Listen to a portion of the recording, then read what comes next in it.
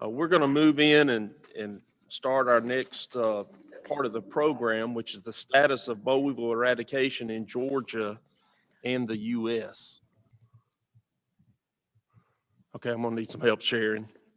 I'll go ahead and get started, but I'm Phillip Roberts, Extension Entomologist with the University of Georgia. And today I'm going to share some information on the boll weevil as well as the impact of boll weevil eradication on the state of Georgia. All righty, thank you, James. Sorry for that little delay.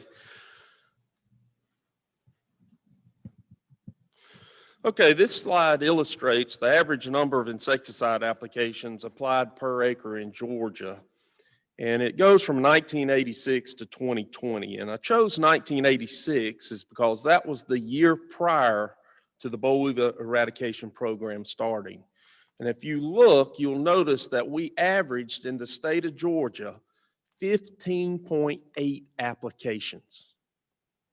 That's the average. It was not uncommon for individual fields to receive 20 plus insecticide applications when we were infested with boll weevils. If you'll focus on the blue bars, that's 1992 to 1995. That's kind of when we were boll weevil free. And you can see once we eliminated the boll weevil, we went from 15.8 sprays to 4 to 5 sprays, or an average of about 4.6. That's nearly a 70% reduction in insecticide use once we were boll weevil free. Now, the commercialization of BT cotton in 1996 further reduced our reliance on foliar insecticides.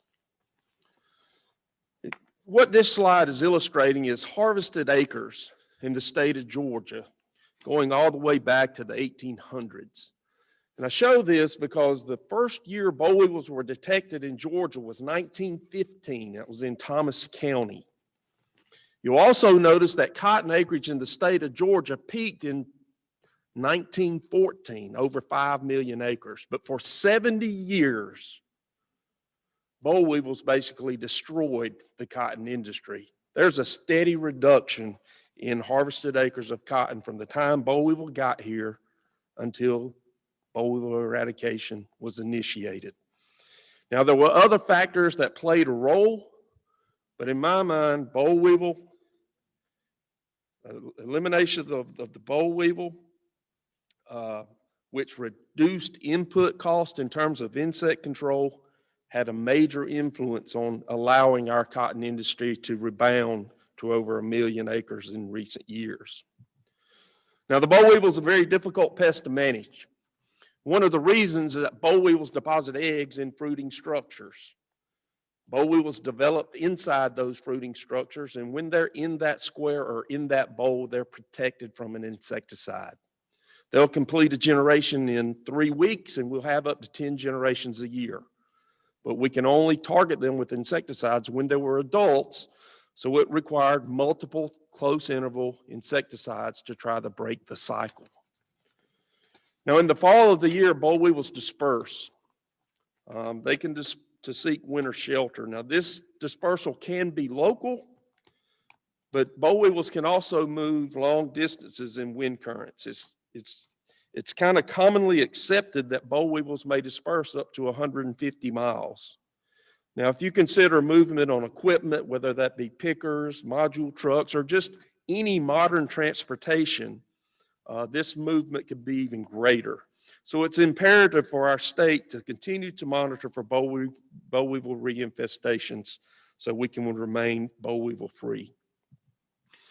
Now, a lot of times when I've talked about how much cotton had to be treated when we had boll weevils, I've been challenged by growers because there are a lot of growers in our state today who've never seen a boll weevil because it's been many, many years since we really fought boll weevils.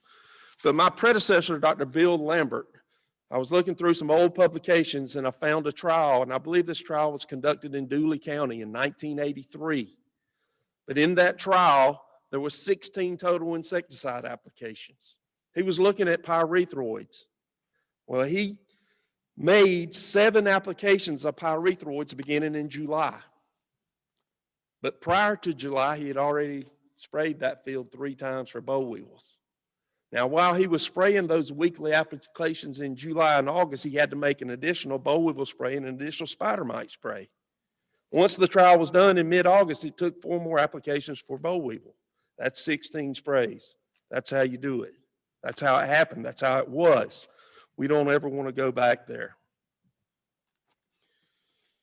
So eradication of the boll weevil has truly allowed Georgia cotton producers the opportunity to fully utilize integrated pest management principles and practices. Boll weevil insecticides had to be applied on tight intervals and it basically eliminated beneficial insects. We were an insecticide-based system. That's how we controlled insects. It was just insecticides when we had boll weevils. Today, we're more of a biologically based system. Scouting, use of thresholds, conservation of beneficial insects, that's the pillars of how we manage and control insects today. I can only imagine, and I don't like to think about it, but I can only imagine the challenges we'd be faced with today if we still had boll weevils. And we just never want to get there. So in closing, insect management in Georgia cotton has a great story to tell. We can tell it from an economic standpoint, we can tell it from an environmental standpoint. They go hand in hand. It's a great story. Elimination of the boll weevil reduced insecticide use by 70%. And it also has allowed us to really take full advantage of the selective control BT cottons give us. So with that, I'll conclude, and our next speaker will be Chairman Bart Davis.